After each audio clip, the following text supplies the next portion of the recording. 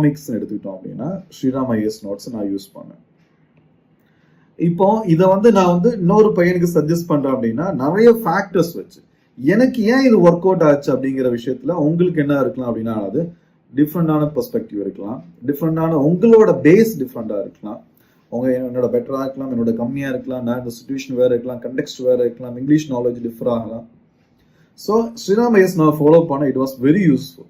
ஆனால் அது எப்படி இருக்கும் அப்படின்னா டம்ப் பண்ண மாதிரி இருக்கும் நிறைய கண்டென்ட். ஸோ பொதுவாக நான் என் ஸ்டூடெண்ட்ஸ்க்கு என்ன சொல்லுவோம் அப்படின்னா நான் எக்கனாமிக்ஸ் எடுக்கிறேன் அப்படின்னா அது கொஞ்சம் இது பேர் ஓவரா சொல்றதுதான். நான் எக்கனாமிக்ஸ் எடுக்கிறேன்னா நான் ஸ்ரீராம் ஐஎஸ் யூஸ் பண்ண அப்படின்னு சொல்லுவேன். ஏன்னா நான் அது சிலபஸ் அப்படியே கவர் பண்ணிடுவேன், உனக்கு ரீட் பண்ணதுக்கு ஈஸியா இருக்கும். ஒன்ஸ் நான் எடுத்துட்டேன் அப்படின்னா அதுக்கப்புறமா ஸ்ரீராம் நோட்ஸ் ரீட் பண்ணுறதுக்கு ஈஸியா இருக்கும். அதுக்கப்புறம் மார்க்கெட்ல அந்த மெட்டீரியல் இந்த மெட்டீரியல்ஸ் ஏதாச்சும் ஒரு மெட்டீரியல் எடுத்துட்டு அண்டர்ஸ்டாண்ட் பண்ண ட்ரை பண்ணணும்.